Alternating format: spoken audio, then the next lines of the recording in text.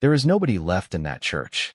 Staff Sergeant Cole Bennett heard the rescue captain clearly, even through the rain striking his hood and the low growl of the boat engine. St. Matthew stood half-submerged at the end of the flooded street, its white steeple rising above brown water while the lower stained-glass windows disappeared beneath the current. The double doors hung partly open. Inside, darkness moved with the tide. Cole kept one hand on the safety rail and looked toward Samson. The 6-year-old German shepherd stood at the bow of the rescue boat, soaked from nose to tail, his sable coat pressed tightly against his athletic frame. A faded red rescue collar circled his neck. Caught beneath its buckle was a narrow blue ribbon, wet and trembling in the wind. Samson did not look at the rescue team. He stared at the church. Every name was checked, the captain said. The building was cleared 40 minutes ago. Cole wanted to believe him. The water had already reached nearly 4 feet inside the sanctuary, and the tide was still rising. Broken branches drifted past the front steps. Somewhere above them, the church bell shifted in the wind but made no sound. Samson lowered his head. His ears moved forward. Then he released a small whine that seemed to come from somewhere deeper than fear. "Easy boy," Cole said. The German shepherd glanced back at him once. There was no confusion in those amber eyes, only urgency.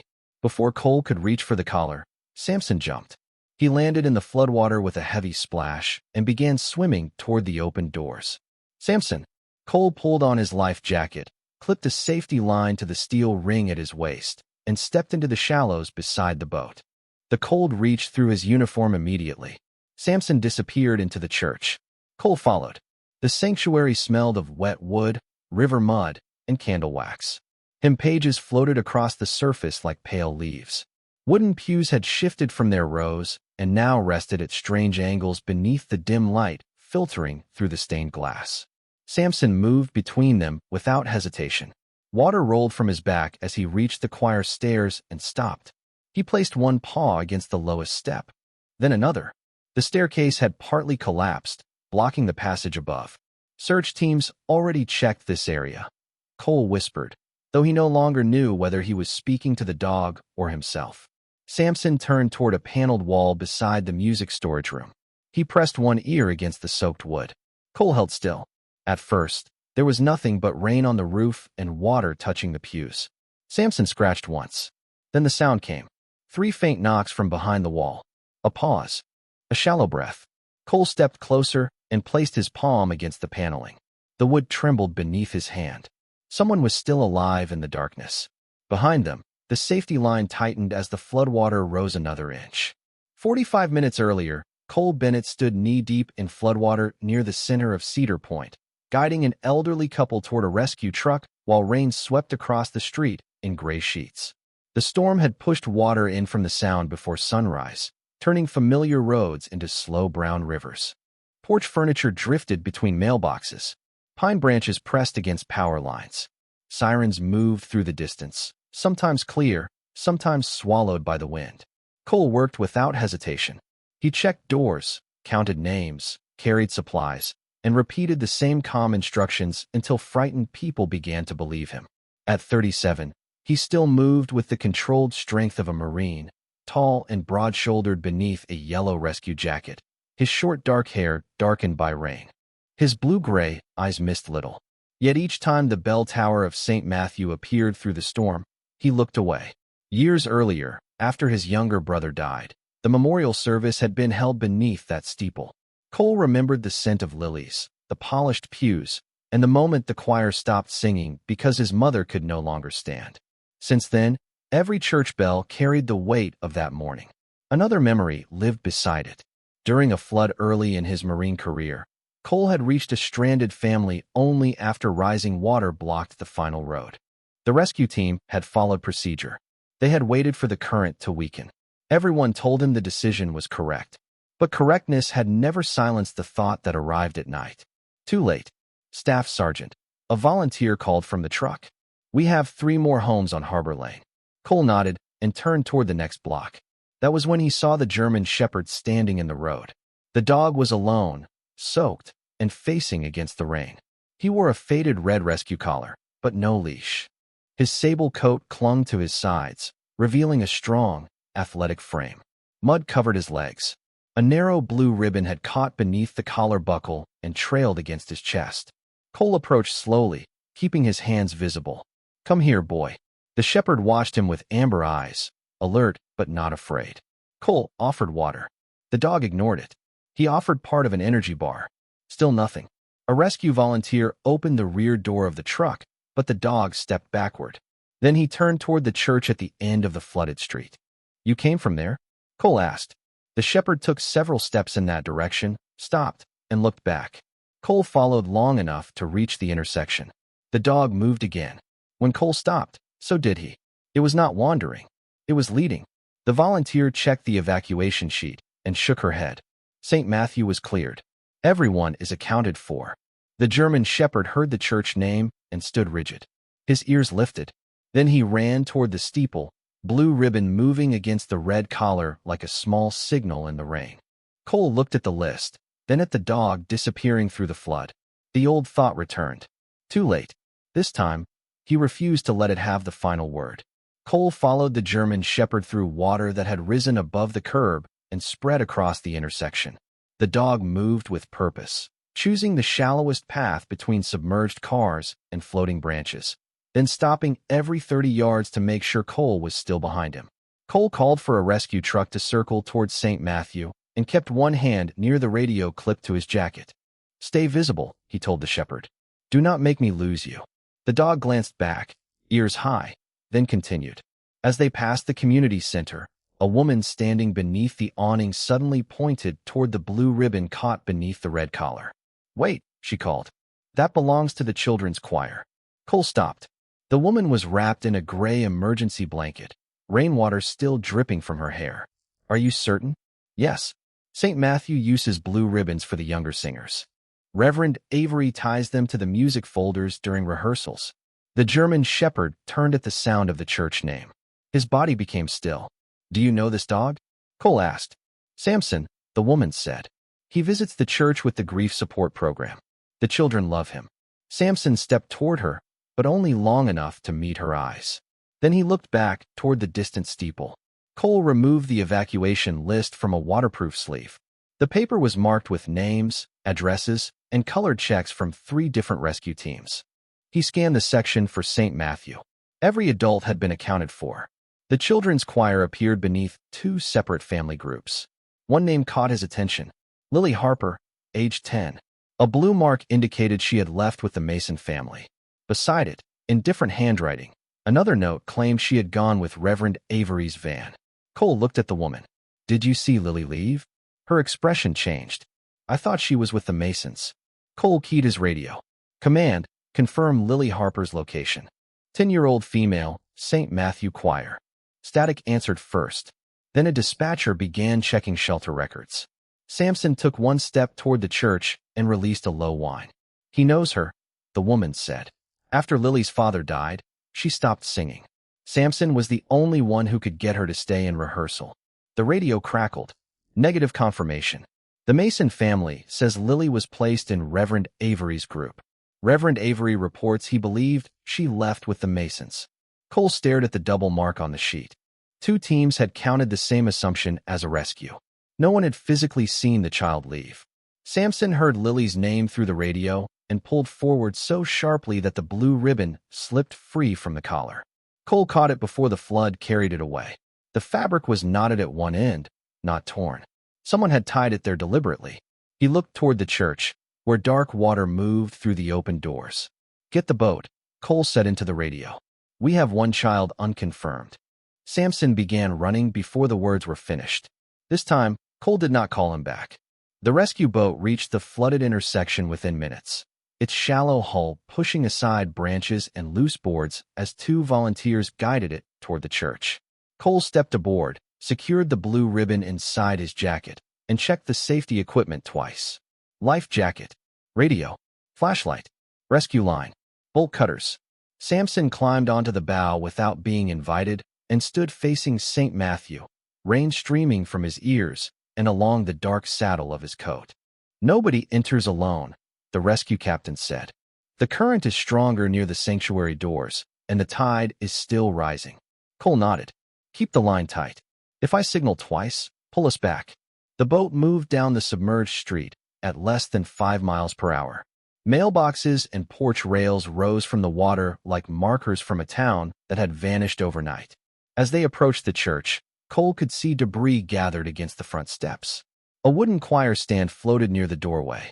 Several hymn pages clung to the white columns, their ink blurred into pale blue shadows. Samson began to whine. The sound remained low, but his entire body leaned toward the building. Every name was checked, the captain said again, more quietly this time. There should not be anyone left. Cole looked at the double mark beside Lily Harper's name. Then we check once more. The boat stopped 20 feet from the open doors. Cole clipped the safety line to the steel ring at his waist and tested the knot. He secured a second floating line to Samson's rescue collar, giving the dog enough length to move without becoming tangled. The water beside the boat reached Cole's thighs when he stepped down. It was cold, cloudy, and moving faster than it appeared. Samson entered after him and immediately pulled toward the sanctuary. The first few feet remained shallow enough for the dog to walk, but the floor sloped beyond the entrance, forcing him to swim. Cole kept one hand on the line and the other against the doorframe. Inside, the storm became strangely distant. Rain drummed above the roof.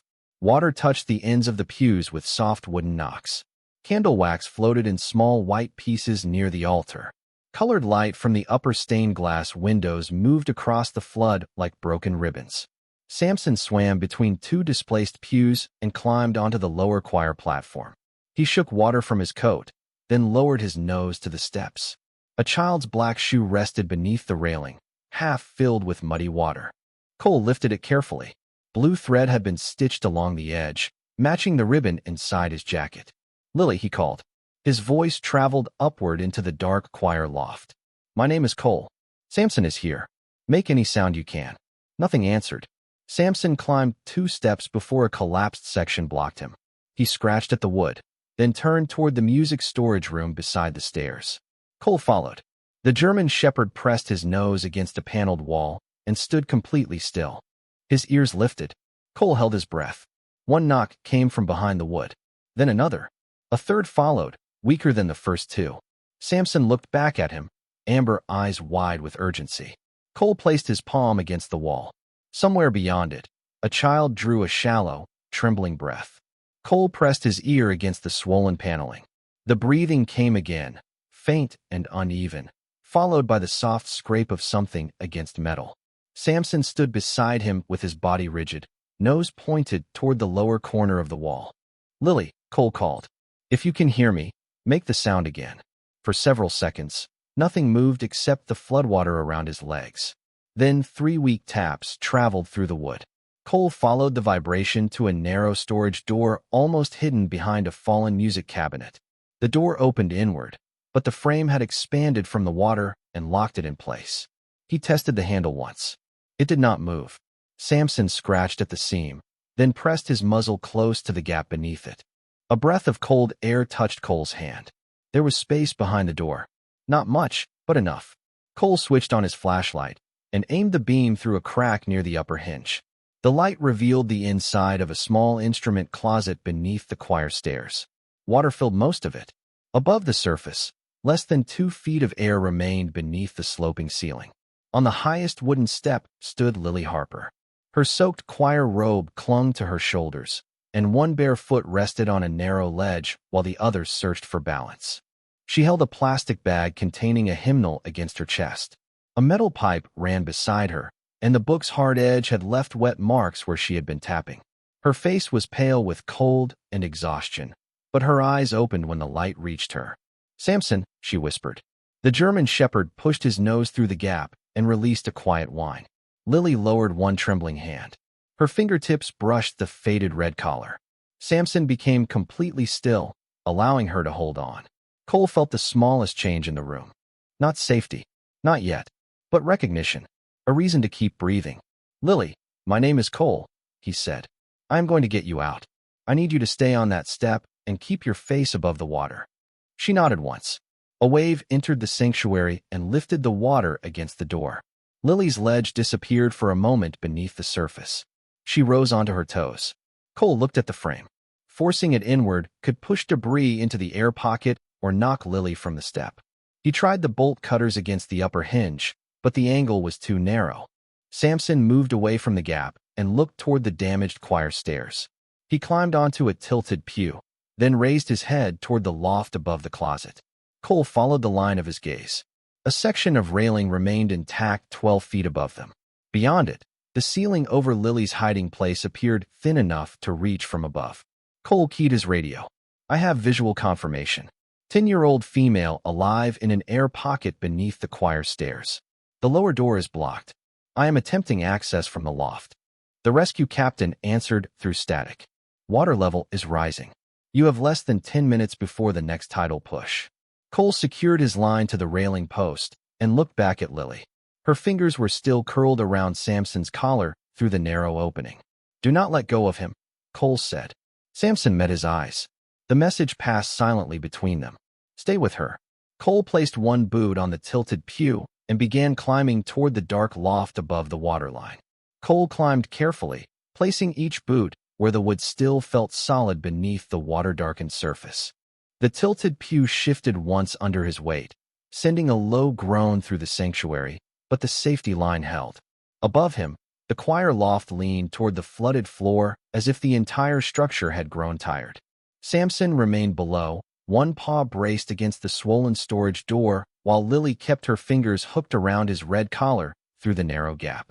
I am still here, Cole called. Keep listening to my voice. Lily nodded, though her eyes had begun to drift. Cole pulled himself over the railing and crossed the loft on his hands and knees. Rain had entered through a broken upper window, leaving the floor slick with water and scattered sheet music. The air smelled of wet plaster, old wood, and river mud.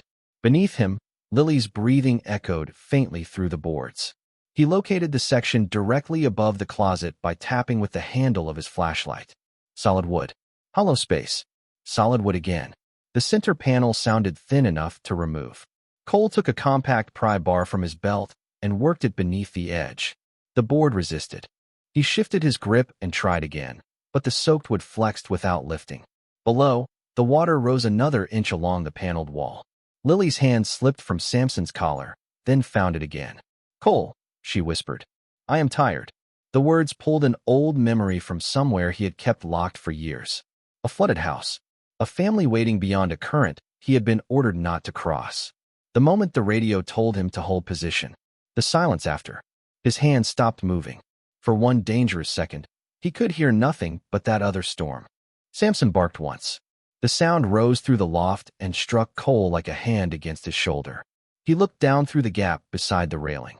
The German shepherd was staring directly at him, amber eyes steady, body planted between Lily and the rising water. Not the past. Not that house. This child. This moment. Cole exhaled slowly and changed his approach. Instead of forcing the center panel, he removed two smaller boards near the support beam where the nails had loosened. The first lifted with a sharp wooden crack. The second came free more easily. Cold air rushed through the opening.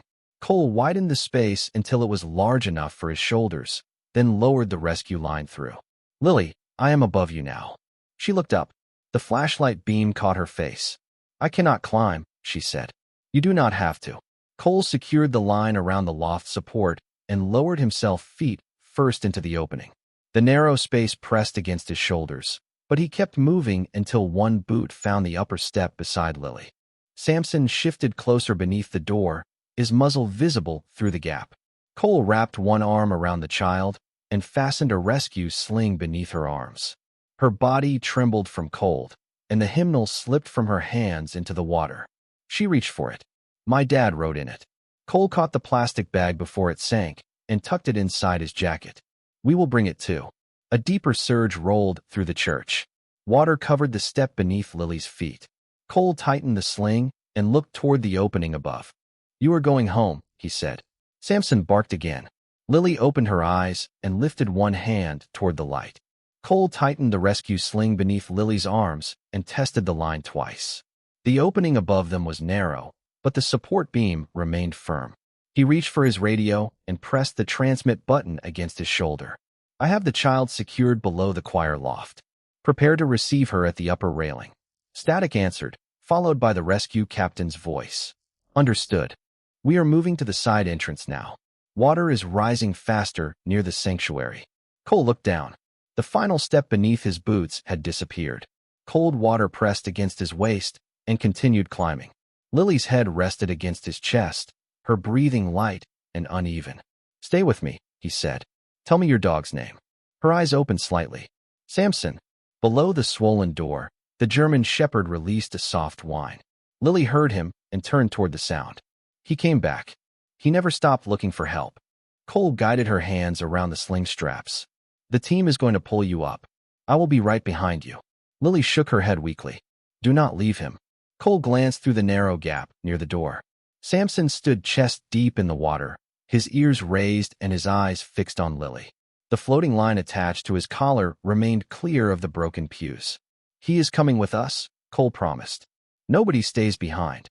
Cole gave 2 firm pulls on the rescue line. It tightened immediately. Lily rose from his arms, slowly at first, then steadily toward the opening. Her fingers reached upward. A rescuer appeared above and caught the sling, guiding her carefully through the ceiling panel. For 1 second, Lily's foot caught against the edge of the wood. Cole lifted gently beneath her boot, and she passed into the loft. "We have her," the captain called. Cole closed his eyes for half a breath. Then the church shifted around him. A deep wooden groan traveled through the walls, and floodwater rushed beneath the storage door with new force. Samson lost his footing and disappeared from the gap.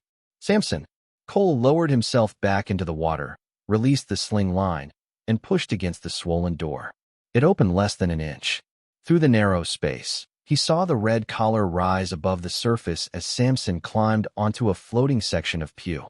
The dog shook water from his face and barked once. Alive. Waiting. Cole pulled himself through the ceiling opening and returned to the loft. Lily lay wrapped in a thermal blanket near the railing while the rescue captain checked her breathing. Her hand opened when she saw Cole. "Samson, I see him." Cole secured a second rope around the railing and lowered its floating loop into the sanctuary. Samson watched it land, then entered the water and swam toward it.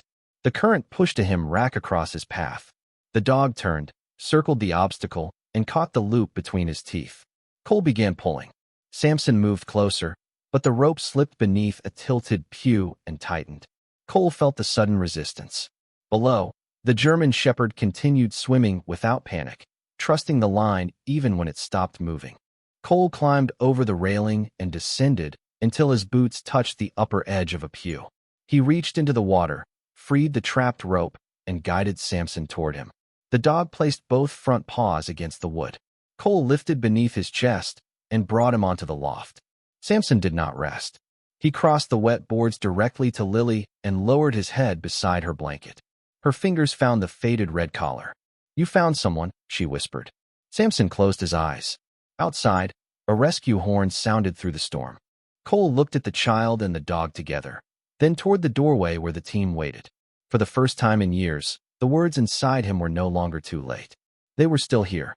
The rescue team moved Lily toward the side entrance while Cole kept one hand beneath the thermal blanket and the other on Samson's wet collar. The choir loft trembled beneath each step, but the safety line remained firm. Rain blew through the broken upper window, carrying the smell of pine, river water, and distant diesel engines. Lily's eyes stayed half open. Her fingers never left the faded red collar. "Keep talking to me," Cole said. "Tell me how long you were inside." She swallowed before answering. "Since it got dark." Cole looked toward the captain. The storm had reached Cedar Point before sunrise. Samson had stayed with her for hours. At the side entrance, 2 rescuers transferred Lily into a shallow boat and wrapped a second blanket around her shoulders. Samson climbed aboard beside her without waiting for permission. He lowered himself along the floor, pressing his body against her legs as the boat pulled away from St. Matthew. Cole sat opposite them, watching Lily's breathing while the church receded into the fog. "Why did Samson leave you?" he asked gently. Lily looked down at the German shepherd. "He did not want to." Her voice was thin, but clear. "The water kept coming up. I told him to stay, but he kept looking at the door." She touched the blue ribbon Cole had returned to her. "My dad gave me this before my first choir concert. I tied it to Samson's collar so somebody would know he came from the church." Cole felt the meaning settle over the boat. The ribbon had not become caught by accident. It had been a message, What did you tell him? Lily's eyes filled, though no tears fell. Go find someone. Samson lifted his head at the words. His ears moved forward, and for a moment the exhausted dog looked ready to stand again. Lily placed her hand between them. He would not go until I said it twice. The boat reached the emergency station near the community center. Paramedics moved Lily onto a padded stretcher, checked her breathing, and placed warm packs beside her. Samson followed until a medic gently blocked his path. The German shepherd stopped, but a low whine rose from his chest. Lily reached over the side of the stretcher. He stays. The medic looked at Cole. Cole nodded. He is part of the rescue. Samson walked beside Lily as the team carried her beneath the shelter tent. Reverend Avery stood near the entrance, wrapped in a raincoat and speaking with another family. When he saw Lily, his face changed. He crossed the wet pavement quickly and knelt beside her. We thought you were with the Masons.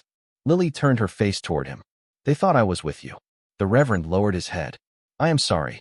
Samson placed himself between the stretcher and the crowd, watchful but calm. Reverend Avery rested one hand on the dog's shoulder.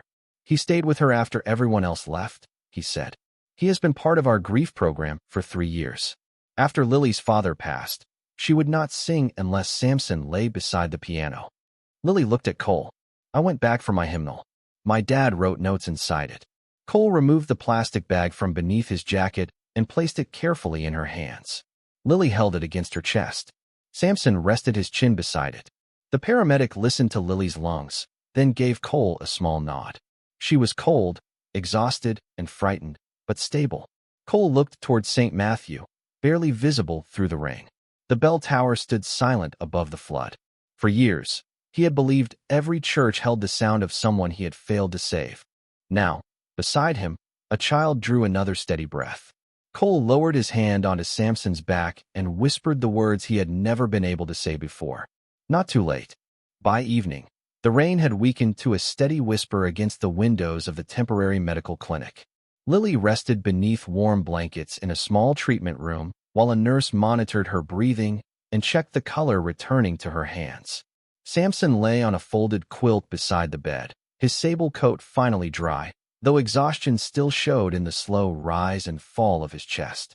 A veterinarian had examined him for cold exposure and found no serious injury, only raw paw pads, fatigue, and a stubborn refusal to sleep unless Lily remained within sight. Cole stood near the doorway wearing borrowed clothes from the rescue station, his wet uniform sealed inside a plastic bag.